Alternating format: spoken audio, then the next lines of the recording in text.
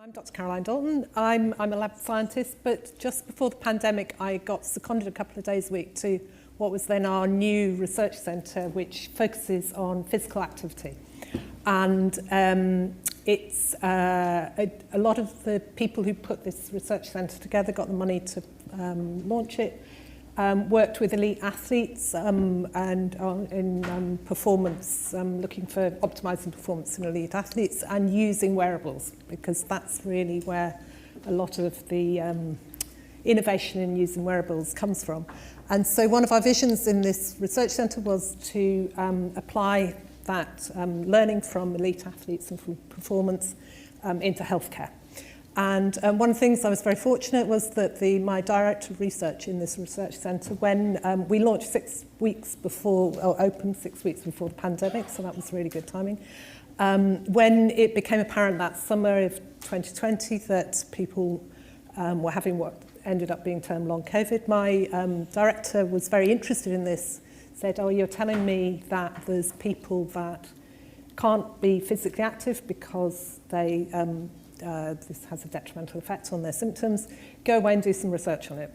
And because we were looking at wearables, that's what we did. So I'm going to show you some of that data, but my talk's really aimed at people who are thinking about using wearables in your research, but it's very much about the real world and practical advice rather than a sort of, I've only got a short time, so rather than a sort of deep dive. So I will show you a bit of data, but it's more about practicality really. So I don't have any declarations. So everybody, almost everyone in the UK has got a smartphone. 50% use wearable devices, probably higher in this audience. So, and wearables can track all sorts of things that we can immediately see are relevant if we're thinking about studying ME. And I've just categorised them into like different categories here. So you've got your smartwatches and fitness trackers. Then you've got your Oura rings, that's my favourite. You've got basic accelerometers, so they're basically like wristwatches. Okay, and I'm going to kind of pitch this to you as a simple thing that you might aspire to use for various reasons that will become clear. You then have things like chest or arm straps, which Polar are the leader, which integrate with the smartwatches and fitness trackers. And I'm just going to mention this ankle device at various points. And you can measure all different things that are obviously interesting. We'd hope that if we do an intervention in people with ME, they'd naturally increase their activity. I'm not saying that we should push them at all to become more active. As they feel better, they will become more active. HRV I'm going to talk about. Sleep, obviously dysregulated sleep. So if we see sleep improvements, that's great. And I'm going to mention time upright, particularly if you're looking at people with severe ME, because step count and activity is less relevant, but someone moving from spending time in bed to perhaps sitting up in a chair is an improvement that can measure. So, okay, and I've added some extra things on here, things that we need to consider. So, do you need an app? Do you have to remember to charge it? Can you see the data? And do you need data permissions? I'm just going to go into those things. So one thing we need to consider, we think about digital exclusion as people who maybe don't have access to a laptop or something like that. But when you're thinking about this sort of thing, just because people have a smartphone doesn't mean they want to download another app and spend time inputting data for our research. Okay, so you exclude people because they don't have the capacity and they would prefer to use their limited capacity for things that they want to do rather than benefiting us researchers. So you need to be careful about who you're digitally excluding. And one way to do that is to reduce patient burden. And that's one of the reasons why I'm kind of pushing this sort of wearable rather than perhaps a Fitbit, which might seem more obvious, because these ones you can post out. They don't. Your participant doesn't need to charge them, doesn't need to use an app. It's got a device in the back. You post it out. They stick it on their arm, use it, post it back to you, and then you download the data directly into your computer. Just a bit, and they don't have to. The charge keeps for a couple of weeks. Being able to see data in real time can influence your outcomes. So have a think about this. If you're using like Fitbit, you're using Garmin, you're using Apple, and you're using the app, if you're measuring sleep, people can see their sleep, you know, they can track it. Maybe they didn't do that before. It will change their behaviour. That might not be important to your study. It might be fine. You can live with it. You need to think about it. Do or not underestimate the difficulty of obtaining data share permissions. Okay, so think, okay, yeah, I need to use Wearable. I'm going to order 20 Fitbits and chuck them into my study. That's good. That's fine. How are you going to get the data off those Fitbits? I mean, you're not going to get your participants to send you screenshots of their data. You need to have a contract with Fitbit to get the data. Now, that's fine. Fitbit will tell you can have a contract to get the data. It can be more complicated than that. And what about your university data sharing issues? So our university won't let us use data in the cloud that isn't, unless it's covered by UK or EU legislation, you know, jurisdiction. So we had an issue with Fitbit when the cloud was mostly in the States. They seem to have resolved that now, but sort that out before you choose your wearable, okay? Again, not an issue with this. And make sure you allocate resources to tech support in your grant application or whatever, because you will have people who say, I'm trying to upload the app and it just won't upload. My phone updated and now it won't do the data. I can't get Bluetooth to link to my wearable. I've gone on holiday and forgot my charger. What do I do? Is this a disaster? Okay.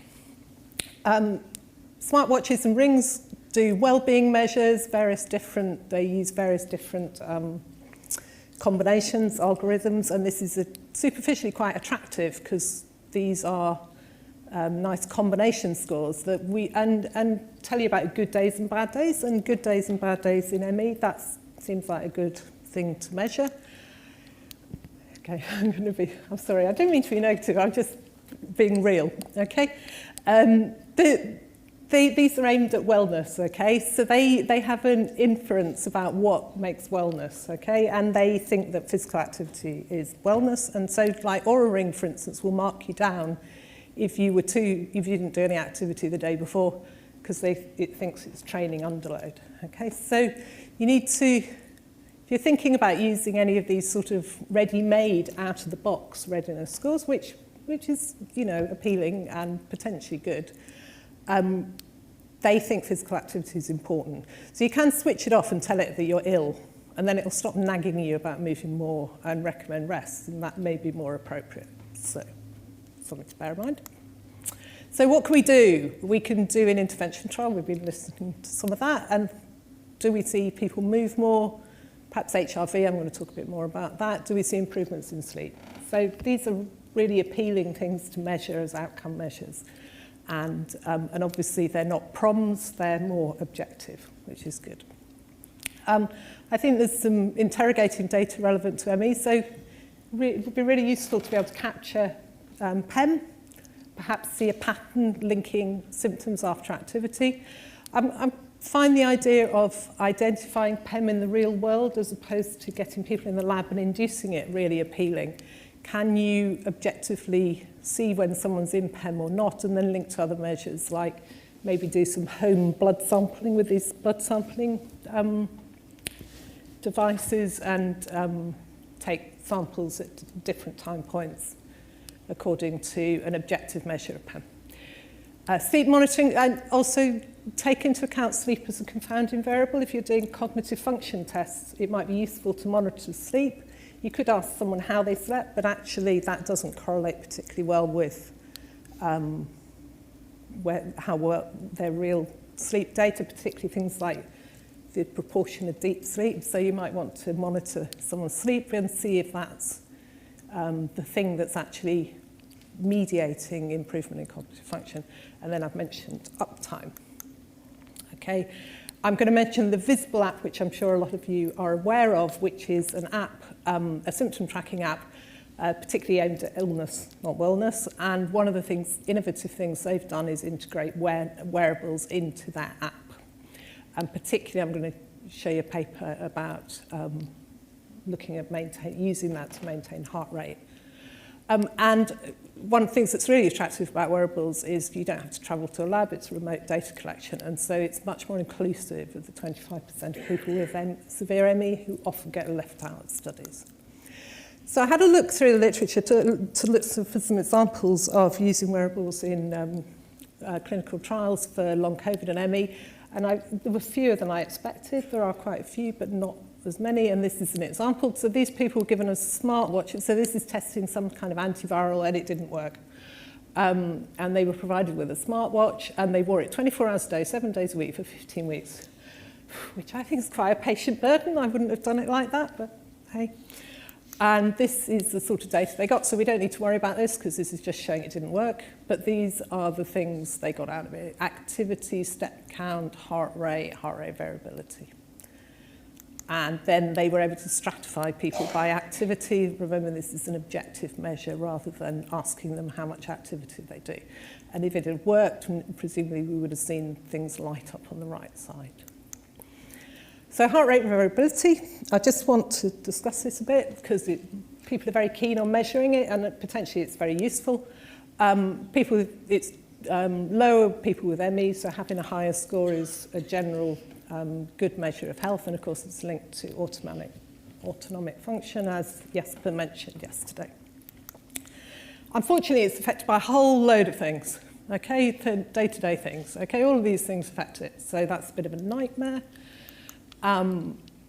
This is the Visible app again, integrating with HRV, and this is really simple. You can use your mobile phone to measure HRV, which is free and cheap, so that's good.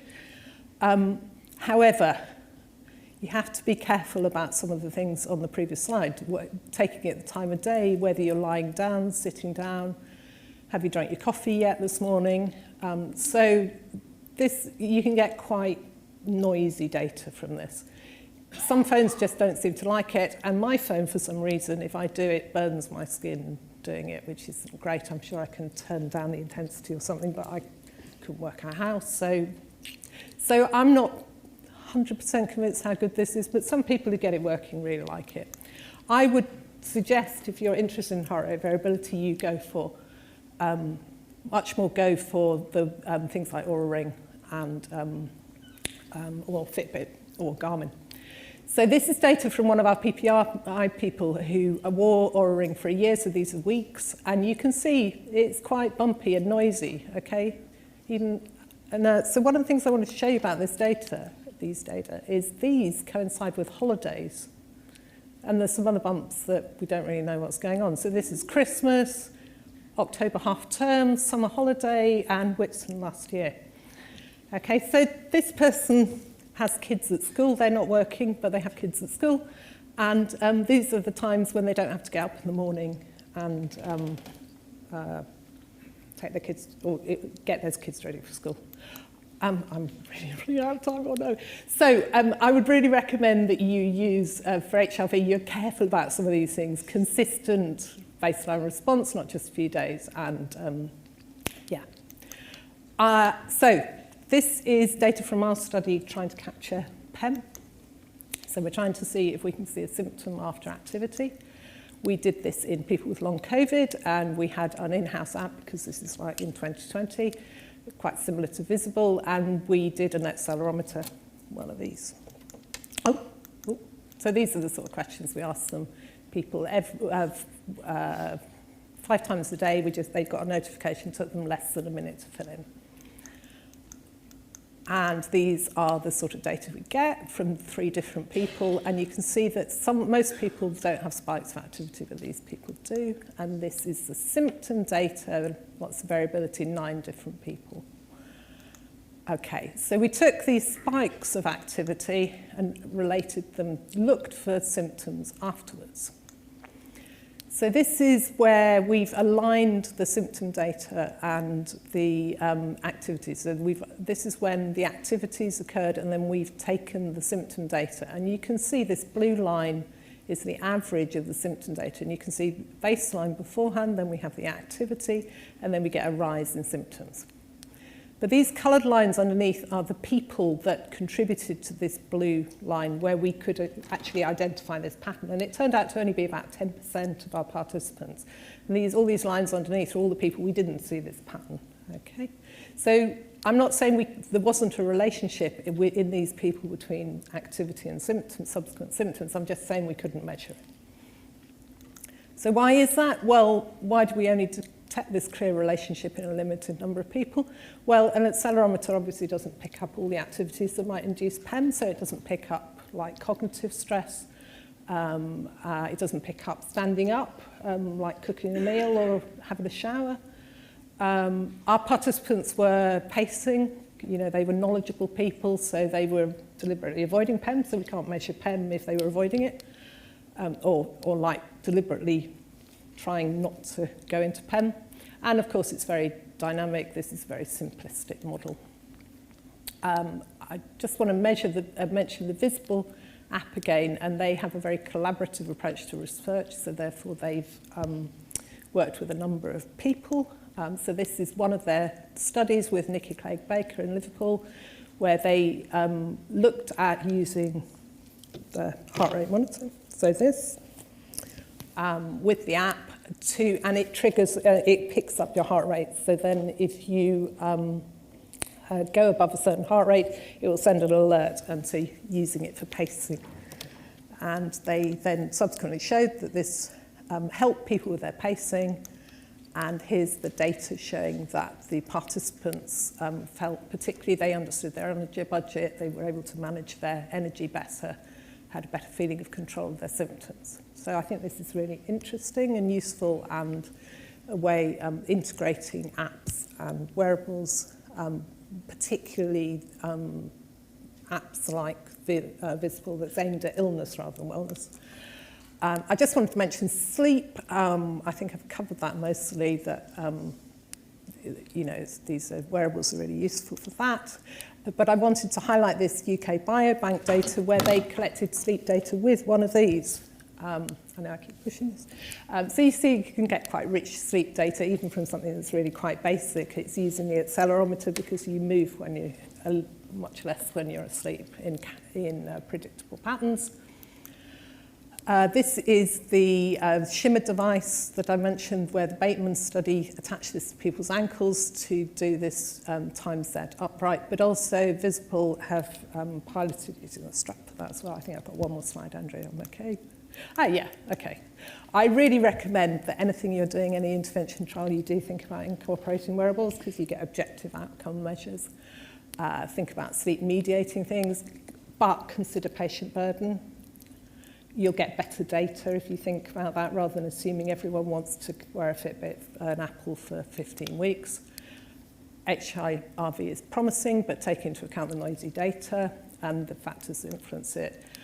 I think monitoring heart rate is promising for pacing, and we can capture PEM, but it's challenging. And I'd just like to acknowledge our study participants, my co-authors, long-COVID support that have been our partners right from the start. And I want to acknowledge Patient-Led Research Collaborative, who've funded some of our research. They didn't fund this project, but they funded our next project, which let me keep in the field, and that's why I'm still here. Thank you.